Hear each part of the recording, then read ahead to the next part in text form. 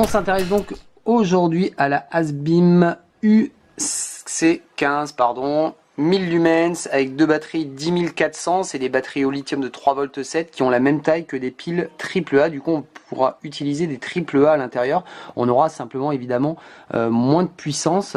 À l'arrière, les données techniques, on va en reparler juste tout à l'heure. Alors s'il veut bien s'ouvrir, hop, la ASBIM à l'intérieur, je vous la compare directement. Alors je vous donne les tailles, elle fait 66 mm sur 29 et elle fait 39 grammes sans les batteries, donc une cinquantaine de grammes avec les batteries. Je vous la compare tout de suite avec le fameux tube Nightcore qui lui ne fait que 45 lumens avec une batterie intégrée, mais honnêtement ça suffit très largement. Mais vous voyez que c'est beaucoup plus petit que ça, on parle de porte-clés mais ça commence à être quand même assez volumineux.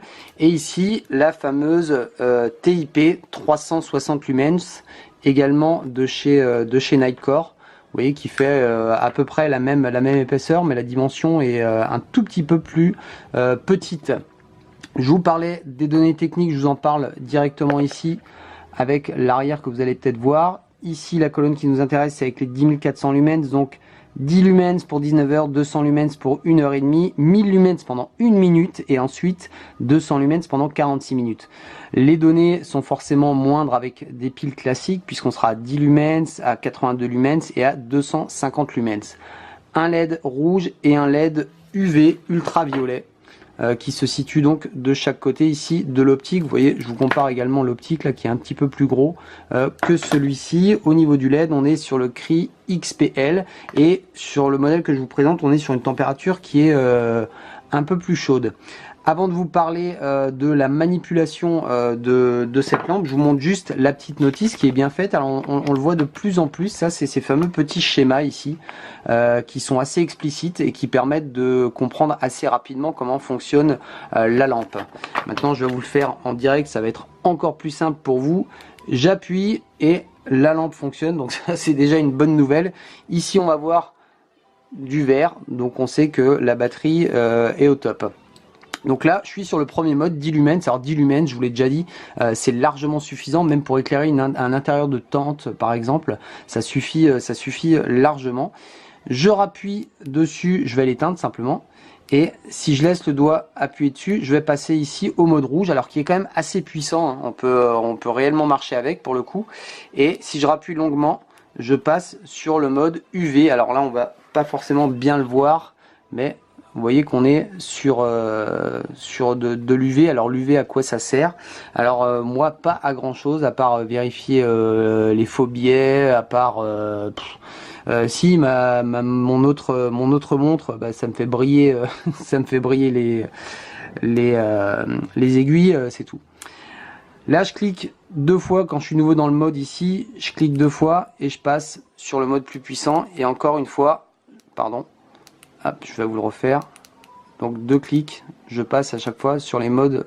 C'est pareil là, le fameux 1000 lumens. Et vous avez vu le fameux mode stroboscope. Pour celui-ci, il suffit d'appuyer 3 fois. 1, 2, 3. Et là, je suis en mode stroboscope. Ce qui peut être intéressant. Ce qui est également intéressant, c'est que ça va mémoriser le dernier mode. Donc, si j'étais effectivement sur le rouge, j'éteins ma lampe et je la rallume. Et je me retrouve sur le mode rouge. Je vous montre l'accès ici aux accus qui sont situés à l'arrière. Donc, j'ai juste à dévisser ici cette partie-là. Et là, je vais me retrouver avec les fameux deux accus. Hop, paniquez pas, c'était mon téléphone. Ici, voilà, Efest, 3500 milliampères pour celui-ci. Donc, on est à 700 milliampères au niveau de l'autonomie. Et là, il suffit, vous voyez, la polarité négative et à l'arrière. Il suffit de faire exactement pareil avec des piles classiques. Alors, au niveau des accessoires, ils sont assez limités parce qu'on va avoir simplement un petit clip qui est proposé avec ici. Donc un petit clip qui est assez costaud, qu'on va pouvoir venir ici, grâce à la petite clé qui est fournie avec, le fixer là derrière. Donc un clip de poche assez costaud. Alors je vous le disais, ça commence à être un peu volumineux en tant que porte-clés. Pas forcément plus lourd que ça, si on commence à avoir un paquet de clés comme ça, c'est pas ce qui fera la différence. Mais c'est vrai que sur des clés de véhicule par exemple, je le conseillerais peut-être pas par rapport au Neumann. C'est quand même un petit peu plus lourd que ça. L'avantage entre ça Et ça, simplement, c'est qu'ici, on sera avec une batterie intégrée. Donc une batterie intégrée qui va tenir honnêtement un certain temps à partir du moment où on pense à le recharger. Hein. C'est comme celle-ci, elle doit avoir 1 an et demi, voire 2 ans, elle fonctionne toujours parce que je pense à la recharger simplement. Mais la durée de vie de ma lampe, réellement, ce sera celle de la batterie. Une fois que la batterie ça sera complètement HS, bah, je serai obligé de changer de lampe. Donc on va dire que c'est du consommable à long terme. Ici, on aura évidemment l'avantage de pouvoir racheter soit des batteries pour replacer à l'arrière des batteries au lithium, soit de revenir placer des piles classiques à l'intérieur. Vous allez voir par la suite évidemment des photos de nuit pour vous donner un petit peu une idée de ce que donne cette lampe sur le terrain. Je peux déjà vous dire ici, alors on va peut-être le voir, je ne sais pas, qu'on a quand même un point chaud ici au centre. Alors à la caméra ça se voit pas, mais c'est un peu plus blanc que ce que je vois réellement. Mais ici voilà, on a quand même, vous voyez, un petit point chaud ici et quand même quelque chose d'assez large. Donc c'est assez étonnant de voir ça. Alors 1000 lumens effectivement pendant 1 minute, mais honnêtement ça suffit largement. Hein, c'est-à-dire que c'est vraiment, je vais appeler ça une lampe d'appoint. Si effectivement je rentre le soir ou je balade les chiens, j'ai besoin d'aller checker, etc. On parle de 100 mètres au niveau de la portée. Alors moi je me méfie sur une lampe comme ça, même si elle fait 1000 lumens avec ce type de réflecteur même qui est lisse, je vais avoir plutôt tendance à moi avoir une portée de 50-60 mètres réels, là où je vais véritablement voir ce qui se passe. L'exemple du chien, si je cherche mon chien, s'il est à 100 mètres, je vais avoir un peu de mal à le voir avec ça, on est d'accord. À 60 mètres, ça sera bien. Et on est sur un éclairage quand même qui est assez large. Donc c'est évidemment intéressant, je vous le disais, en usage de DC, ou si je l'ai dans une petite pochette, etc. Ou si je veux le placer sur un passant molle, par exemple, c'est un petit peu gros, mais ça pourrait passer sur un sac, par exemple. Ça peut être évidemment intéressant. Le rouge, voilà, pourquoi pas. L'UV, pourquoi pas. C'est vraiment, est-ce qu'on en a besoin? Si je devais les comparer entre celle-ci et celle-ci, honnêtement, voilà, le rapport qualité-prix, bon, mais évidemment ça c'est un peu plus cher, etc. Je vous disais, le coût des batteries intéressant, on va pouvoir les changer. Et ici effectivement, le fait d'avoir une lampe qui soit peut-être moins chère et qui fait que 360 lumens, mais encore une fois qui suffit largement.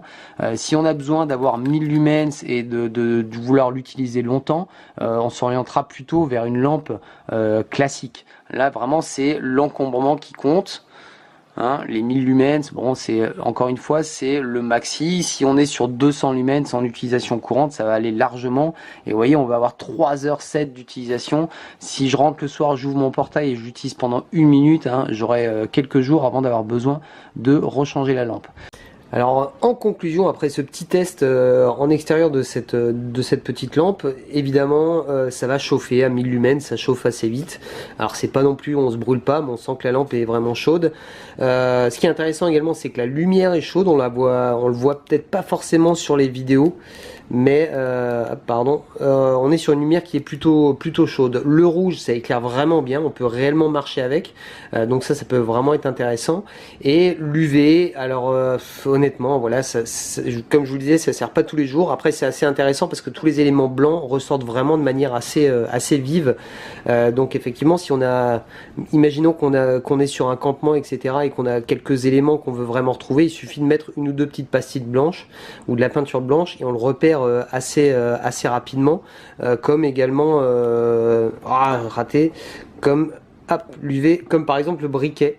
Vous voyez, je vous ai fait une photo dessus, alors c'est peut-être pas hyper visible là, mais ça ressort de manière fluo assez intensive, et on le repère assez vite. Donc si on a perdu son briquet, éventuellement l'UV ça peut servir.